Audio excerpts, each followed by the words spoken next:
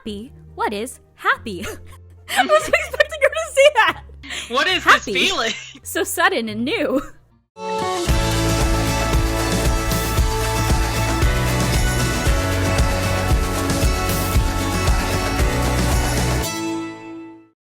I closed my eyes and suppressed the urge to groan. How is it that Delora was able to turn me into Emmeline's personal maid? She thought this would be funny, did she?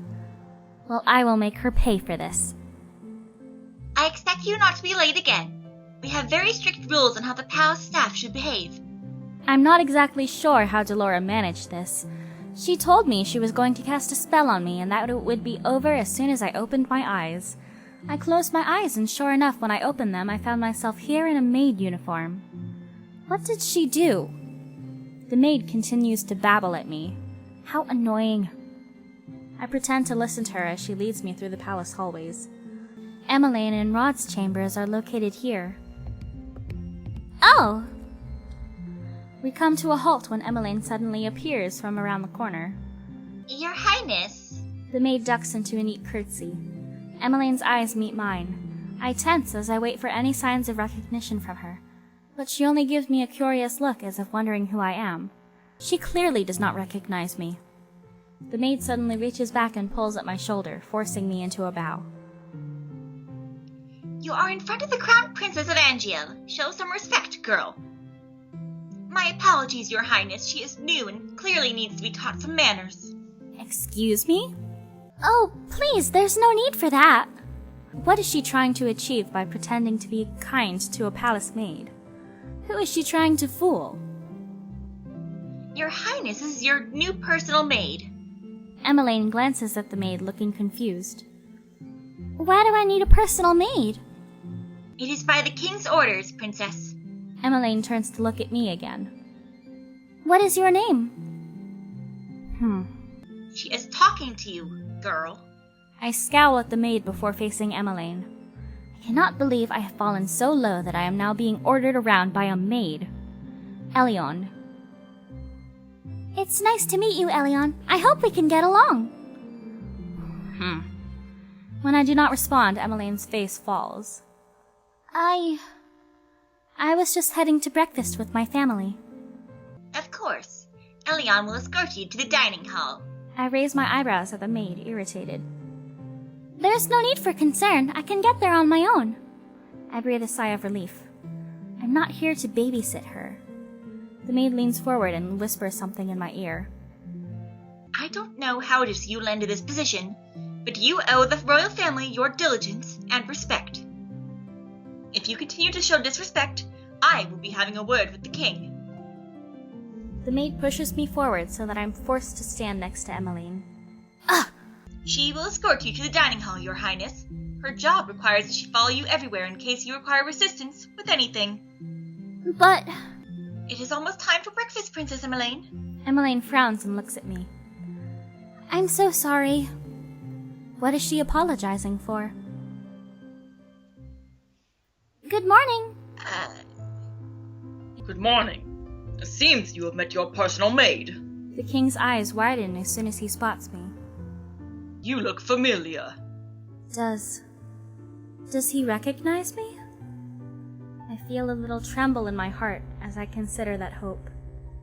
Girl, he gave you coins, that's all he's gonna notice. Are you not the girl who came to the gates before? I deflate with a soundless sigh. He remembers me as the peasant. This is the first time I am meeting you as Emmeline's personal maid. What is your name? Elion.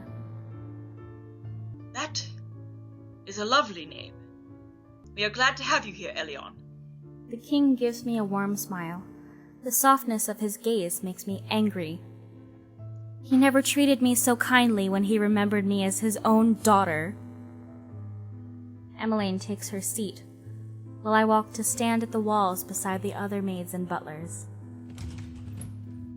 The door opens and Rod walks inside. He greets the king, Ophelia, and then his sister. He's just about to take his seat when his eyes suddenly fall on me. The shock is apparent on his face. Rod, is something wrong? I see there is a new maid on staff. His tone is almost accusatory. I bristle at his words and am about to say something when Ophelia speaks. She's Emmeline's new personal maid, Elion. Ugh. Rod stares at me for a few moments, his expression unreadable. Eventually, he moves to take his seat. I stand silent and watch the royal family eat their breakfast. The small area is filled with happy conversation. The four of them smile at each other when they speak, and it's easy to see how comfortable they are with one another. When I was still here, our meals were always so quiet, but everyone looks so happy now. I bite my lip to will away the heavy feeling. Rod told me that before, but I did not want to believe him. I turned back to the conversation at hand. We have something very important to discuss with you, Emmeline. Oh? I have brought this up before, but the matter is now more pressing. Is this about... Yes, this is about the ball. Ophelia gives the king a disapproving look. Dear. I know it seems a strange proposition, but this is a royal tradition. Emmeline is at the suitable marrying age, and this ball may yet help her find a suitor. But a husband? Emmeline's cheeks are tinted pink. A royal ball for Emmeline. For her to find a husband? I would never have agreed to such a thing. The king never forced me into one because he knew that. I will not force you to marry someone you do not love, Emmeline. We agreed on this ball to uphold tradition. All eligible bachelors will be invited in 4 months' time, and you would choose the man you want to court you. I did find my true love through a ball, after all. He glances at Ophelia, who responds with a fond smile. Her expressions fall back into something more worried when she looks at her daughter. But what if I can't choose anyone? You will throw one ball, as per tradition. We will not force you into another ball if you do not find a good suitor, but we must uphold traditions at least once. Perhaps this will push you to think more about the future. I will not put any added pressure on you, Emmeline, but I would be happy to see grandchildren before I have to give up my throne. I'm not getting any younger, you know. Father!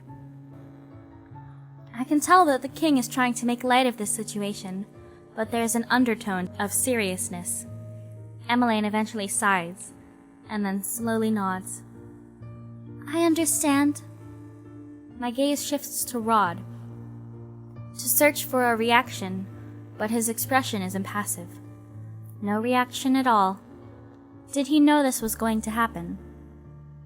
But can I really be the princess of the kingdom of Angiel deserves?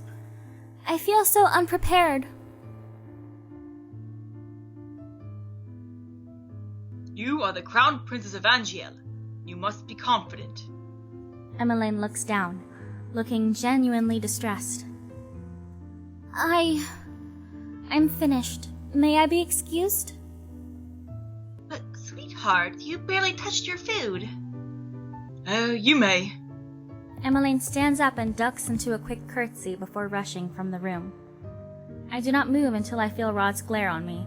I realize I meant to follow Emmeline. Excuse me. I curtsy and follow after Emmeline. I barely make it a few steps from the dining hall before the door flies open and Rod is rushing after me. What are you doing here? Answer him. I am here to break my curse. You expect me to believe that when you had people offering to help you at the march-in? Rod's expression changes, anger clear in his eyes. No, I know why you were really here. What are you talking about? You thought you might take back what is rightfully yours, didn't you? You have no qualms about hurting my family again. I stare at him, nonplussed by his accusations. I carefully quell the simmering anger inside me. The last thing I want is to be fired before I break my curse. I am not here to hurt anyone, so stop accusing me of such things. We glare at each other in silence. I had always thought that Rod was closed off and quiet, but his emotions are always blazing in his eyes. You shouldn't be here. Rod steps back, but his gaze is still fierce. I do not have time for this. I'm going to find Emmeline. Why? So you can insult her? No, because it is now my job to attend to her. Excuse me. The last place I expect to find Emmeline is in the throne room. Much to my surprise, I find her standing alone inside, staring up at the throne. Oh! When she turns to face me, she has a guilty expression on her face. I'm sorry. What is she apologizing for? I was very rude earlier, walking out on everyone at breakfast. Emmeline gazes back at the throne and sighs. I'm sure any other girl would be happy to have a ball. I mean, it's like something out of a fairy tale. But She sighs once again and looks down at her clasped hands. It all sounds so perfect in the fairy tales. 3 days is all it takes before everyone's found their true love. But I don't think that's how it works out in real life, do you? I have nothing to say in response when Emmeline turns her beseeching gaze to me. I don't know how I'm supposed to marry someone I barely even know. Is this really what it means to be the crown princess? Isn't this precisely what you wanted? Excuse me? When your mother married the king, you became a princess. You went from rags to riches overnight. I cannot keep the bitterness from my voice when I speak. Your life is playing out like Cinderella's, is it not? All you're missing is the glass slippers, and even then I'm sure the king could arrange for a pair. I cannot understand why you were so unhappy. Neither can I. Emmeline turns away from me to face the throne once more, and in the sun that streams through the windows I see something shining on her cheeks. Is she crying? I'm so ungrateful! Elion, what would you do? What? If you were in my place, if you became crown princess overnight, would you go through with the ball? For the sake of Angele's tradition, for the sake of your role. I would never do something so worthless. The king never brought up the subject with me. He most likely knew I would have refused. Emmeline suddenly pats her cheeks and turns to me, a wry smile on her face. I could do with some fresh air. Shall we go to my friend's shop in town? We have only just exited the throne room when Emmeline stops short, and I almost bump into her back. Oh! Your Highness, what a pleasant... Sir Mithras abruptly stops to stare at me.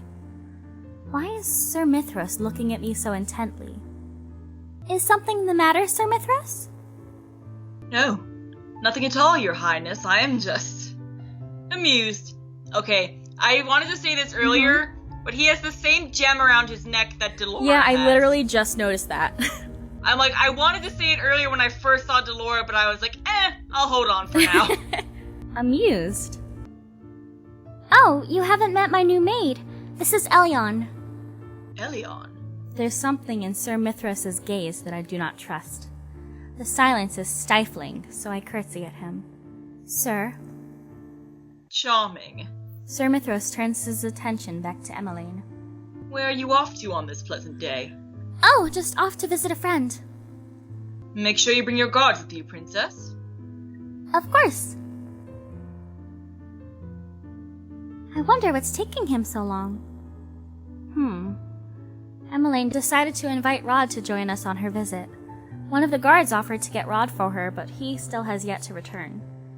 Another stands with us by the gates, ready to escort us into town.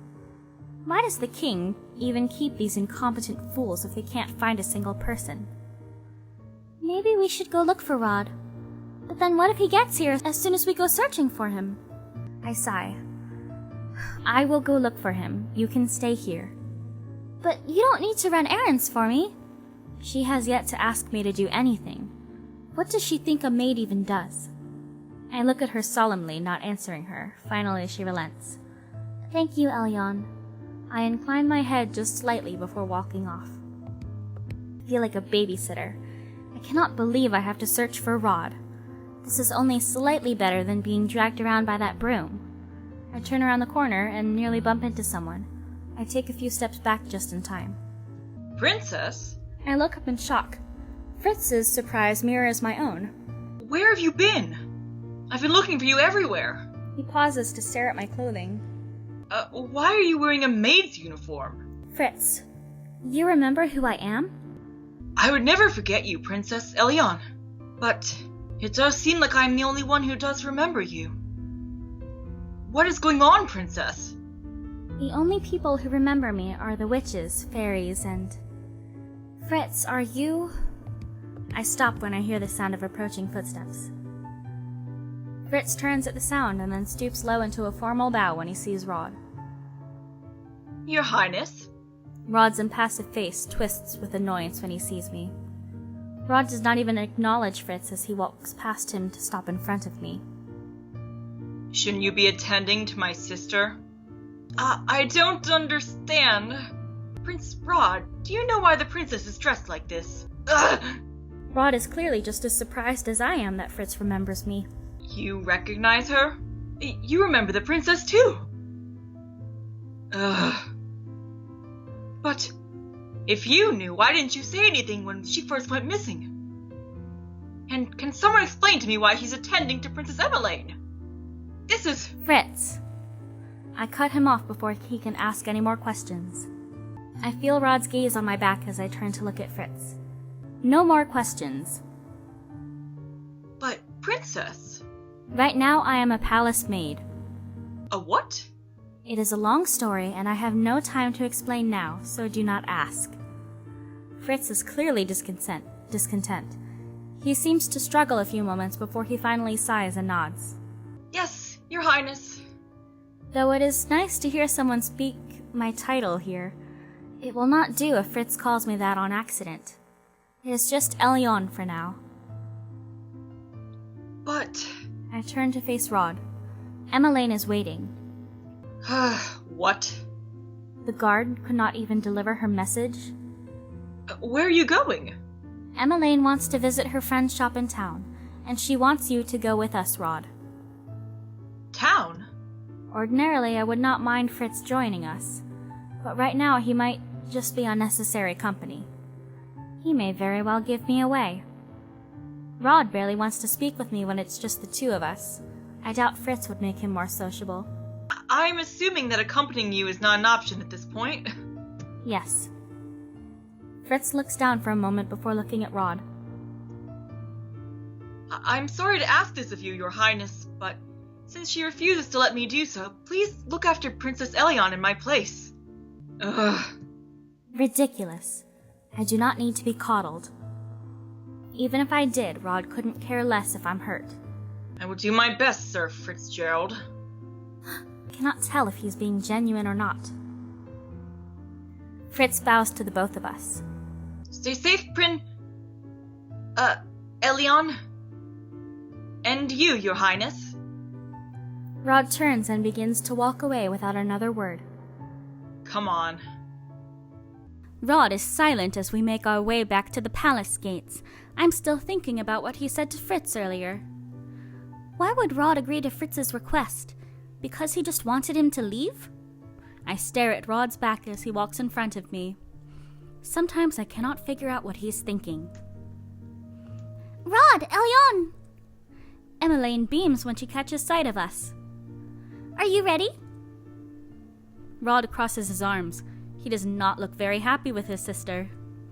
Even though Rod is younger, I cannot help but think that he often sounds like the older of the two. I am busy, Emmeline. I can't keep dropping everything whenever you want to leave the palace. I'm sorry, but I just really needed some fresh air today. You can get plenty of fresh air on the palace grounds. I felt I needed to be off the palace grounds. Emmeline's face drops as she looks down at the ground. Rod lets out an exasperated sigh before stepping inside the carriage. Come on. Rod? Just for an hour, okay? Thank you! I soon come to realize it's easier to walk around town now that everyone has forgotten who I am. The atmosphere around town feels brighter. All the spiteful stares are gone. Princess Emmeline! Oh, how are you doing? Is your wife feeling better? Emmeline has responded to most of the people who knew her. She seems to know a good majority of the people in town. I hang back as Emmeline speaks with the man. The night escort hovers somewhere nearby, watching for disturbances.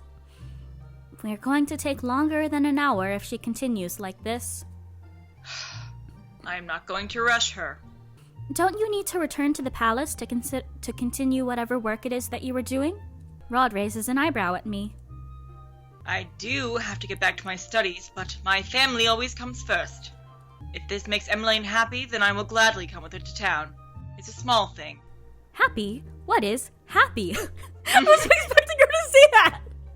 What is Happy. this feeling? So sudden and new. I look more closely at Emmeline. She is smiling, but then she always smiles. I do not understand. She's more at ease talking to the townspeople sometimes because they don't judge her.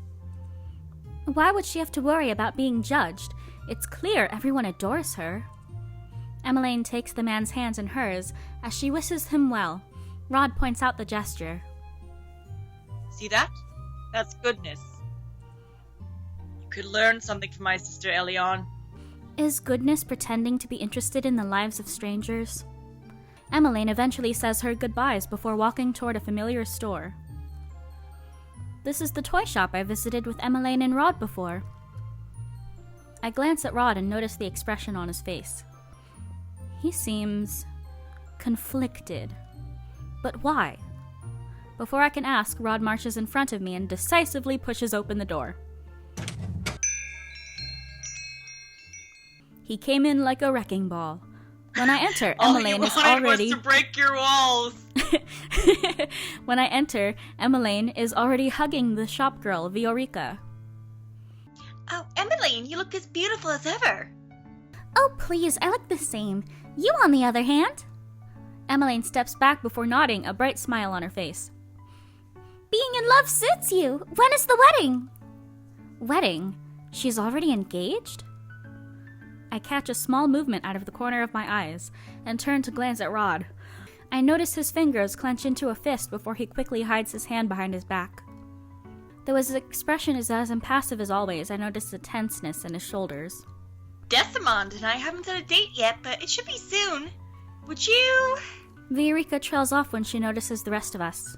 Hello, Rod. Viorica? His tone is surprisingly static. Last time he was here, I was sure he sounded friendlier. So, what can I help you with, Emmeline? Looking for another doll? Is Rod... Does he like Viorica? That's what it seems like. Alright, I don't know why I'm asking you. I don't think you know the answer. Another doll? But Emmeline is not interested in dolls. Oh no, I just came here to see you. I can't stay for long since Rod has things to do. Emmeline, I'll wait for you outside. Oh, okay. I know it's my job to follow Emmeline around, but I'm not at all interested in hearing her talk to this girl. Does she even want me here? Go outside. My time might be better spent trying to improve Rod's opinion of me. If I could get him to tell me precisely what I have done wrong, I can make up for it. I hope that would give me a good deed. I curtsy to the two girls. Excuse me, Your Highness. I shall wait outside with Rod. I cough to clear my throat. With the prince. Okay, I won't be long. I move to stand next to Rod, who's leaning against the wall. Rod sighs in annoyance. Why do you keep on following me? Tell me how to rectify whatever wrong I have done to your family. This again? I cannot help but scowl at Rod's answer. You spout all this nonsense about goodness, but refuse to help me. How is that good? You haven't given me any reason to help you. What? If you're not serious about genuinely learning how to be good, then I'm not interested in helping you. Maybe I can catch him off guard by bringing up his response in the toy shop just now. Fine, then I will make normal conversation. Who is Viorica to you? Has she done something to hurt your family too? Viorica is a childhood friend. She is not like you at all. Oh? Then why were you acting so cold to her? You obviously did not want to be inside the shop. Rod looks away from me and absently kicks a pebble on the ground. That is none of your business. I sigh, disappointed with Rod's reaction. Rod turns away from me as Emmeline exits the shop. Ready to go? Emily nods with a small smile. The two of us begin to make our way to the palace again. By the time we return to the palace, evening has fallen. I hope we're not late for dinner. The minute the carriage doors open, we are greeted by two familiar faces. Sir Alcaster and Sir Mithros stand before us. Princess Emmeline, Prince Rod, I was on my way to look for you when Sir Mithros informed me of your whereabouts. He glares at the knight escort and the knight shrinks back. Sir Alcaster turns sharply to me afterwards, his eyes narrowed. Why is he looking at me like that? It was getting late and the queen was worried. I'm so sorry. Princess Emmeline, Prince Rod, it's almost time for dinner. Please let me escort you inside. Sir Mithros gestures for them to follow him. I'm about to follow after them when Sir Alcaster suddenly moves to block my path. His eyes are cold. He opens his mouth to say something, but then closes it and shakes his head. You are dismissed, girl. You may go back to your quarters. But that is an order. His gaze is piercing. Even when I was the princess, I was not able to stand up to that gaze. Yes, sir.